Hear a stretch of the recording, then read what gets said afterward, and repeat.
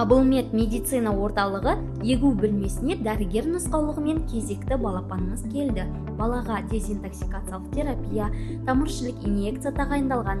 Алдымен балаға катетер қойып дайындап аламыз. Катетерді баланың қол басына қойған ыңғайлы, себебі бүкілулер, қозғалыс аз болады. Катетердің жарамдылығы 3 күнге дейін тұрады.